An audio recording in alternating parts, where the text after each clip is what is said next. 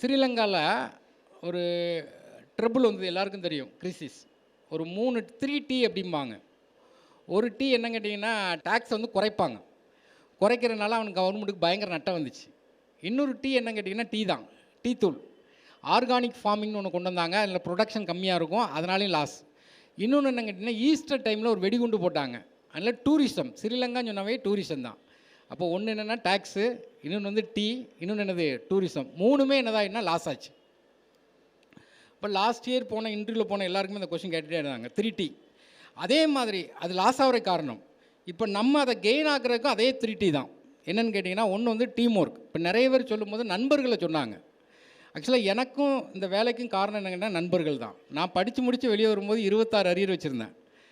அப்போ அந்த அரியர் வச்சுருக்கும்போது நம்மளுடைய தாட் எப்படி இருக்குன்னு கேட்டிங்கன்னா, அந்த 10th குவாலிஃபிகேஷன் மட்டும் தான் நம்ம போட முடியும்.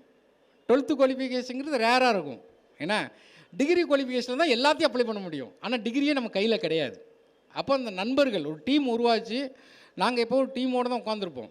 அந்த டீமில் எல்லாருமே இப்போ ஹை போஸ்ட்டில் இருக்காங்க. எல்லாருமே கம்ப்ளீட்டாக ஹை போஸ்ட்டில் இருக்காங்க. அப்போ நமக்கு என்ன கேட்டால் இந்த டீம் ஒர்க்குங்கிறது இந்த காம்படிட்டிவ் எக்ஸாம் முக்கியமானது. நெக்ஸ்ட் என்னென்னா டெஸ்ட்டு போடுறது. ஏன்னா நம்ம டேரெக்டாக டெஸ்ட் போட முடியாது. ஒரு மேடம் வந்து டெஸ்ட் போனாங்க. அப்போல்லாம் இந்த காம்படிட்டிவ் இந்த கோச்சிங் சென்டரே கிடையாது அப்படின்னு சொன்னாங்க. நாங்கள் படிக்கும்போதும் கோச்சிங் சென்டர்லாம் கிடையாது, ரேராக இருக்கும். சென்னையில் பார்த்தீங்கன்னா ஸ்ட்ரெயிட் ட்ரைனிங் இன்ஸ்டியூட்னு சொல்லிட்டு கவர்மெண்ட் நடத்துவாங்க, இப்பவும் நடத்துகிறாங்க எக்ஸாம் வச்சு. அது ஒன்று தான் சென்னையில் இருக்கும், ஏன்னா கவர்மெண்ட் நடத்துகிறது. அங்கே தான் நாங்களாம் உட்காந்து படித்தோம். டெல்லியில் ஒரு 2-3 இன்ஸ்டியூட் உண்டு, ஏன்னா அங்கேயும் உட்காந்து கொஞ்ச நாள் உட்காந்து படித்தோம். மற்றபடி இந்த மாதிரிலாம் அவேர்னஸே இருக்காது.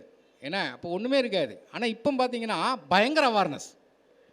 ஒரு 2 வருஷத்துக்கு முன்னாடி இப்போ கூட வர பார்த்தீங்கன்னா கோச்சிங் சென்டர் அவேர்னஸ் தான். இப்போ பார்த்தீங்கன்னா டெஸ்ட் பேஜ் அவேர்னஸ். எதுக்கு எடுத்தாலும் டெஸ்ட்டு போடுங்க, டெஸ்ட்டு போடுங்க, டெஸ்ட்டுங்க. இது ஒரு நல்ல மாற்றத்தை உருவாக்குது. ஏன்னா நார்த் இந்தியாக்காரன் 6-7 வருஷத்துக்கு முன்னாடியே பண்ணிகிட்ருக்கான். இப்போ நம்ம இப்போ தான் பண்ண ஆரம்பிக்கும். அப்போ டெஸ்ட்டு வந்து ஒரு டீம் ஒர்க்கு. அடுத்து என்ன கேட்டிங்கன்னா டெஸ்ட்டு அதிகமாக போடுறது. 3வது பார்த்தீங்கன்னா ட்ரஸ்ட்டு. ஏன்னா நம்மளை நம்பணும். ஏன்னா நமக்கு தெரியும், நம்ம யார்ட்டையும் வந்து ஆன்சர்லாம் சொல்லவே கூடாது. எனக்கு வேலை கிடைக்கும், அது இதெல்லாம் ஒன்றும் பேசக்கூடாது. நம்ம வந்து வேலை கிடைச்ச பிறகு நமக்கு எல்லாமே பேசுறதுக்கு இதாக அமையும். அதனால் நம்மளை நம்பணும். அதே மாதிரி ஸ்ரீலங்காவுக்கு 3T மாதிரி நமக்கு ஒரு 3T. ஏன்னா டீம் ஒர்க்கு, டெஸ்ட்டு போடுறது, ட்ரஸ்ட்டு. நம்மளை நம்பணும். அவ்வளோதான்.